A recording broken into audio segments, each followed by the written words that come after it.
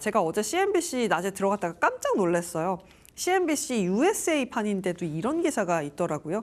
Give me my money back 이라는 기사였습니다. SK하이닉스의 레버리지 ETF가 붙으면서 변동성이 커졌고 그로 인해서 한국 시장에 개인 투자자들이 굉장히 힘들어한다. 뭐 이런 내용이었습니다. 그래서 키포인트들 간단하게만 읽어보면 삼성과 SK하이닉스 주가가 급등하면서 한국 개인 투자자들 큰 손실을 입었고 AI 주도 반도체 랠리 이후 단일 주식 레버리지 ETF들이 손실을 증폭시켰고 KB금융에서는 레버리지 ETF가 점점 투기적 거래수단과 비슷해지고 있다라고 외신에서도 이제는 이야기하기 시작했습니다. 관련돼서 일단은 제재 방안이 나왔고 여러 가지 기사들이 지금 쏟아지고 있는 상황이죠. 8월 5일 이후에 이 흐름을 좀 꺾어낼 수 있을지 함께 지켜보셔야 할 것 같습니다. 이런 가운데 외국인들이 좀 우리 시장 사기 시작했다라고 말씀을 드렸잖아요. 이머징 마켓의 수급이 약간 돌아서기 시작했다라는 분석들이 나오기 시작합니다. JP모건의 분석으로 함께 보시죠. EM 주식, 그러니까 이머징 마켓 주식 펀드 국가별 자금 유입 동향 정리해 준 거였는데요. 이머징 마켓의 주식 펀드 자금 유입이 지금 시작이 됐다, 다시금 시작이 됐다라고 합니다. 2주간 지금 순유출을 기록했었는데 요거 끝내고 다시금 사기 시작했다. 근데 빠진 것보다 더 많이 사기 시작했다. 이 지점을 좀 보면 좋을 것 같습니다. 근데 이번 반등은 ETF 시장으로 강력한 자금이 유입된 것에 기인하고 BETF 상품에서는 유출 규모가 확대가 됐다. 제가 이 지점이 좀 헷갈린다라는 겁니다. 사실 ETF 자금이 들어왔다. 리테일 쪽 자금일 가능성이 좀 높거든요. 해외에서 외국 투자자들이 선진국에 있는 외국 투자자들이 지금 EM을 산다라는 건데 그래서 우리나라 시장에 찍히는 이 외국인의 수급이 진짜 롱온리가 섞여 있을까에 대해서는 아직까지는 퀘스천 마크다라는 걸 보셔야 될 것 같습니다. 일단 한국 증시 같은 경우는 3주간 지속되던 외국인의 강한 매도에서 벗어나서 지금 4억 달러 가량의 순유입으로 반등세를 보여주고는 있다라는 분석들 나오고 있습니다. 그런 가운데 제가 왜 또 헷갈린다라고 표현을 했냐면 CT에서 이런 이야기를 했기 때문입니다. 신흥시장, EM 시장의 상승세가 강하긴 한데 과도하게 어떤 국가로 집중이 됐다. 그래서 중국 비중은 상향하고 한국은 전술적으로 하향 조정하겠다라고 하면서 중국은 중립에서 오버웨이트, 한국은 반대입니다. 오버웨이트에서 중립, 대만은 오버웨이트 유지하겠다라고 이야기를 합니다. MSCI 신흥시장 지수가 연초 이후 20% 상승을 했는데 상승세가 한국이랑 대만에 집중되어 있고 두 시장이 신흥시장 기준 지수에서 차지하는 비중이 합산으로 50%나 된다라고 합니다. 쏠려 있으니까 요거는 약간 걸린다라고 이야기하고 있는 CT고요. AI 관련 변동성이 커지면서 집중 투자 규모가 리스크 요인으로 부각된다라고 합니다.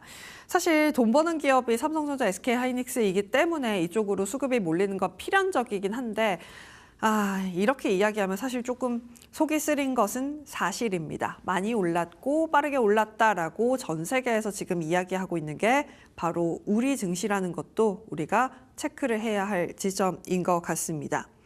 그런 가운데 메모리 그리고 AI 반도체에 대해서는 그 누가 뭐라고 해도 가격은 올라가고 있다라고 합니다. 메리츠증권의 리포트로 함께 보시죠. 메모리, 서버 디램 현물 고정가 상방 압력이 발생하고 있다. 소버린 AI 쪽에서 구매가 본격화되면서 7월 중순부터 서버 디램 공급난이 재심화되고 있다. 더 오를 수 있을 것 같냐라고 했던 메모리 가격이 더 오르고 있다라는 겁니다. 지난 30년간 메모리 특유의 시클리컬 산업 특성상 시장은 지나간다면서 과도한 기대감의 격차를 단순히 실망감으로 표출하는 경향을 보여왔다. 쉽게 이야기해서 이전에는 가격이 오르다가 뭔가 공급이 늘어난다라는 뉴스에 쭉쭉쭉 빠졌었던 과거의 행태가 있다. 근데 이는 지난 2년 이상 지속되어 업사이클 내에서도 수차례 발현이 됐었다. 근데 이번 같은 경우에는 시장이 편협한 시각에서 오는 오인하는 부분들이 있다.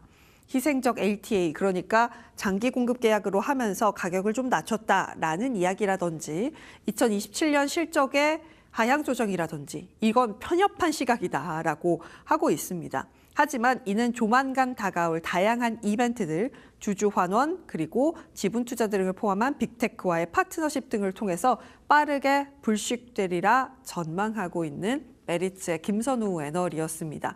과거의 방식으로 보면 안 된다라고 계속해서 이야기를 하고 있죠. 이 그래프로 조금 더 자세하게 메모리 가격 좀 살펴보도록 하겠습니다. 지금 DDR5 64기가 고정가와 현물가의 추이 함께 보면요. 7월 현물가가 가파르게 재반등을 하고 있는 모습들이 나타나고 있습니다. 근데 26년 1월 요쯤에 요 가격의 차이가 계속 벌어지고 있는 기간에서 생각보다 이것을 시장이 인지하지 못해서 주가는 횡보하지 않았냐라고 설명을 하고 있는 메리츠입니다. 서버 디램 현물가 같은 경우는 7월 중순부터 급격한 상승세로 전환이 되고 있는데 요 현물가는 디램 익스체인지 등에 트래킹되지 않는 데이터라고 합니다. 현 상황은 올해 초와 유사하고 당시에도 서버 시장 내 급격한 러시 오더가 발생하면서 현물가가 치솟았는데 시장은 빅테크의 월말 실적 발표만 기다리면서 메모리 주가는 횡보했었다. 딱 지금과 같았다. 이거 실적 보고 메모리 가격 트래킹 되고 나서 주가 오르지 않았냐라고 이야기를 하고 있습니다. 이걸 메리츠에서만 이렇게 얘기하냐? 그건 아닙니다. SK증권의 한동희 연구원 같은 경우도 비슷한 이야기를 합니다. 리포트 제목 자체가요. 변화하는 메모리 낡은 공식이라고 설명하고 있습니다.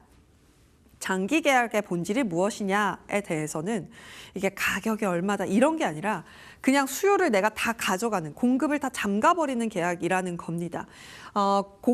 고객과 공급사의 상호 인질 구조다라는 설명을 하고 있습니다. 조건이 여러 가지가 있겠죠.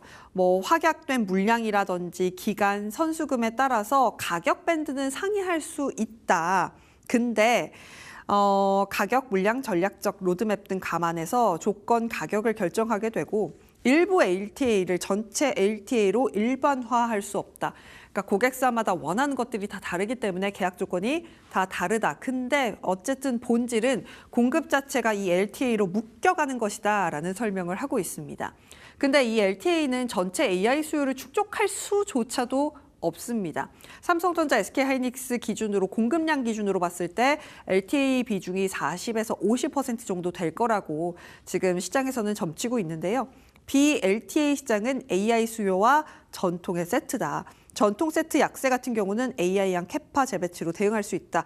무슨 얘기냐면 지금 메모리 가격이 올라가면서 휴대폰 가격 오르죠. PC 가격 오르죠. 그러면 이거 안 팔리는 거 아니야? 라고 이야기를 합니다만 오히려 이걸 AI양으로 돌려서 오히려 더 비싼 마진 받고 팔 수 있는 것이다 라는 이야기를 하고 있습니다. 전체 물량에서 절반 정도만 LTA로 묶고 있고 나머지 절반 지금 세트, 그러니까 핸드셋으로 팔 이유가 없는 상황이기 때문에 마진을 더 높일 수 있다. 라는 것으로 해석할 수 있겠습니다. 다음 장에서 계속해서 SK증권의 리포트 더 읽어보도록 하겠습니다.